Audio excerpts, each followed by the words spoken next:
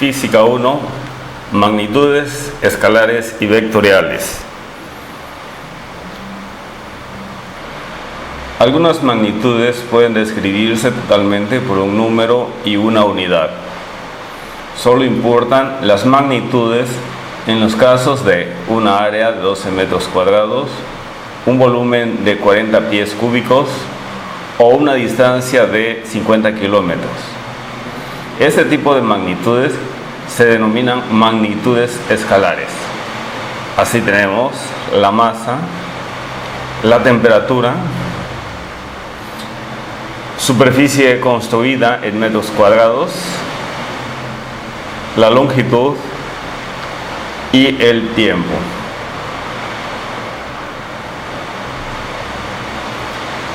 Magnitudes escalares tales como longitud, área, rapidez, volumen, temperatura, masa, tiempo, densidad y frecuencia. Una magnitud escalar queda definida con solo indicar su cantidad expresada por un número y una unidad de medida. Por ejemplo, rapidez 15 millas por hora, distancia 12 kilómetros y volumen 200 centímetros cúbicos. Algunas cantidades físicas como la fuerza y la velocidad tienen dirección y además magnitud, por eso se les denomina magnitudes vectoriales. La dirección debe formar parte de cualquier cálculo en el que intervengan dichas magnitudes. Una magnitud vectorial se especifica por una cantidad y una dirección y el sentido en el que actúa. Por ejemplo, desplazamiento 20 metros al norte y velocidad 40 millas por hora a 60 grados noreste. Representación de un vector. Cualquier cantidad vectorial puede ser representada gráficamente por medio de una flecha llamada vector, el cual es un segmento de recta dirigido. Notación de un vector. Para simbolizar una magnitud vectorial, trazamos una flechita sobre la letra que define la magnitud vectorial. Así tenemos el vector velocidad, el vector desplazamiento, el vector fuerza y el vector aceleración. También se utiliza la notación en negritas: velocidad, desplazamiento, fuerza y aceleración. Si se desea expresar solo la magnitud de un vector, la letra se coloca entre barras. Así tenemos magnitud del vector velocidad, magnitud del vector desplazamiento, magnitud del vector fuerza y magnitud del vector aceleración.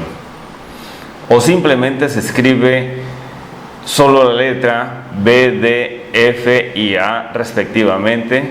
De esta manera, la fuerza, que es una magnitud vectorial, se expresa por F y una flechita arriba, y la cantidad o valor de la fuerza por F con la flechita arriba pero colocada entre barras, o simplemente la letra F colocada entre barras.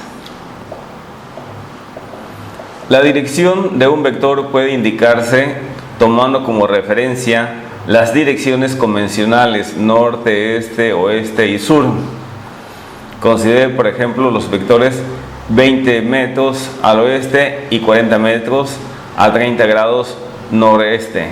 Como se observa en la figura, la expresión al noroeste o noreste indica que el ángulo se forma haciendo girar una línea hacia el norte a partir de la dirección este. La dirección de un vector se indica con referencia al norte, sur, este y oeste. Magnitudes vectoriales, tales como velocidad, el desplazamiento, la aceleración y la fuerza. Además tenemos impulso mecánico, así como cantidad de movimiento. Suma o adición de vectores por métodos gráficos. El método del polígono es el más útil, ya que puede aplicarse fácilmente a más de dos vectores. El método del paralelogramo es conveniente para sumar solo dos vectores a la vez. En ambos casos, la magnitud de un vector se indica a escala mediante la longitud de un segmento de recta. La dirección se marca colocando una punta de flecha en el extremo del segmento de dicha línea. Ejemplo número 1. Un barco recorre 100 kilómetros hacia el norte durante el primer día de viaje, 60 kilómetros al nordeste el segundo día y 120 kilómetros hacia el oeste el tercer día. Encuentra el desplazamiento resultante por el método del polígono. Solución. Una escala conveniente puede ser 20 kilómetros es igual a 1 centímetro. Como se observa, utilizando esta escala, notamos que 100 kilómetros es igual a 100 kilómetros por la equivalencia de 1 centímetro es igual a 20 kilómetros. Entonces multiplicamos 100 por 1 y dividimos entre 20 y esto nos da que tenemos una representación de 5 centímetros, van a representar los 100 kilómetros. Seguidamente hacemos lo mismo con los 60 kilómetros. 60 kilómetros lo multiplicamos por su factor de conversión, que 1 centímetro es igual a 20 kilómetros. Entonces multiplicamos 60 kilómetros por 1 centímetro y dividimos entre 20 kilómetros, obteniendo finalmente 3 centímetros. Seguidamente, 120 kilómetros es igual a 120 multiplicado por el factor de conversión, que nos da que los 120 kilómetros serán representados por 6 centímetros.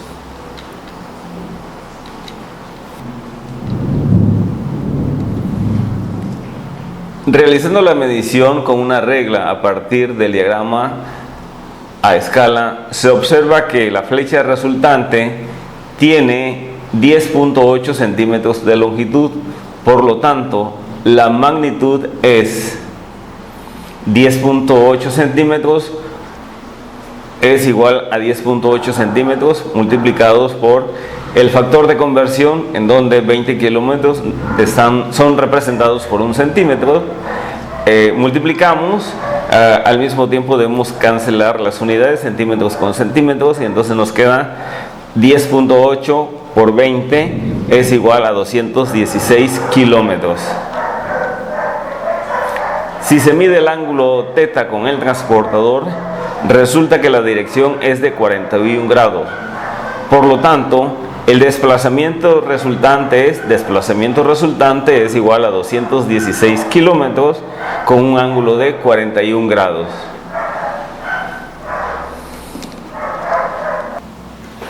El orden en el que se suman los vectores no cambia en absoluto la resultante. Se puede empezar con cualquiera de las 3 distancias recorridas por el barco del ejemplo anterior. Los métodos gráficos sirven para hallar la resultante de todo tipo de vectores. No se limitan tan solo a la medición de desplazamiento, pues son particularmente útiles para hallar la resultante de numerosas fuerzas. Por ahora, consideraremos como definición de fuerza un empujón o tirón que tiende a producir movimiento. El vector fuerza se especifica también por medio de un número y las unidades correspondientes, así como el ángulo. También así los desplazamientos, y se suman de la misma manera que los vectores de desplazamiento. Para representar un vector necesitamos una escala convencional, la cual puede establecerse según nuestras necesidades de acuerdo a la magnitud del vector y el tamaño que se le desee dar. Representar, por ejemplo, en una cartulina o en una hoja. En general, se recomienda usar escalas de 1 a 1, 1 a 10, 1 a 100 y 1 a 1000, siempre que sea posible. Estrategia para resolver problemas. El método del polígono para resolver vectores. Elige una escala y determina la longitud de las flechas que corresponden a cada vector. Dibuja a escala una flecha que represente la magnitud y dirección del primer vector. Dibuja la flecha del segundo vector de modo que su cola coincida con la punta de la flecha del primer vector. Continúa el proceso de unir el origen de cada vector con las puntas hasta que la magnitud y dirección de todos los vectores queden bien presentadas.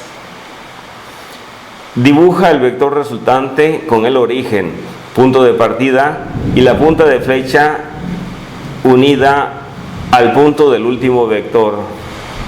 Mide con una regla y transportador para determinar la magnitud y dirección del vector resultante. Descomposición de una fuerza en forma vectorial cartesiana. En virtud de la importancia de las fuerzas en el estudio de la mecánica, conviene adquirir destreza en las operaciones con vectores, estudiando aplicaciones de fuerza, además de las aplicaciones de desplazamiento. Un resorte estirado ejerce fuerza sobre los dos objetos que están unidos a los extremos. El aire comprimido ejerce una fuerza sobre las paredes del recipiente que lo contiene, y un tractor ejerce una fuerza sobre el remolque que lleva arrastrando. Tal vez la fuerza más conocida sea la de atracción universal que ejerce la Tierra sobre todos los cuerpos. A esta fuerza se le llama peso del cuerpo. Existe una fuerza bien definida aun cuando no estén en contacto con la Tierra y los cuerpos que atrae. El peso es una cantidad vectorial dirigida hacia el centro del planeta. La unidad de fuerza en el sistema internacional es el Newton, el cual se definirá de forma adecuada más adelante. Dos de los efectos producidos por las fuerzas que pueden medirse son: 1. Cambiar las dimensiones o la forma del cuerpo, y si no hay un desplazamiento resultante de dicho cuerpo, la fuerza que causa el cambio de forma se llama fuerza estática. 2. Al cambiar el movimiento del cuerpo, si una fuerza cambia el movimiento del cuerpo, se llama fuerza dinámica. Ambos tipos de fuerzas se representan convenientemente por medio de vectores. La eficacia de cualquier fuerza depende de la dirección en que actúa. Por ejemplo, es más fácil arrastrar un trineo por el suelo usando una cuerda inclinada, como se observa en la figura, que si se le empuja. En cada caso, la fuerza aplicada produce más de un solo esfuerzo. Dicho de otro modo, la fuerza ejercida sobre la cuerda levanta el trineo y lo mueve hacia adelante al mismo tiempo.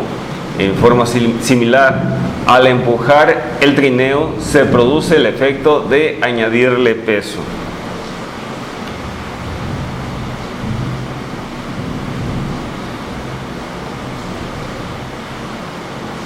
Si una fuerza se representa gráficamente por su magnitud y un ángulo, fuerza resultante y ángulo, se pueden determinar sus componentes a lo largo de las direcciones X y Y. Una fuerza F que actúa con un ángulo θ sobre la horizontal, como se indica en la figura. Representación gráfica de las componentes X y Y de F. Como observamos, el vector F tiene un ángulo de inclinación y tiene dos componentes, una fuerza a lo largo del eje de las X y una fuerza a lo largo del eje de las Y. Y para poder descomponer cada una de las fuerzas en el eje de las X como en el eje de las Y, necesitamos aplicar la trigonometría para poder descomponer cada vector o el vector F en sus componentes Fx y su componente Fy.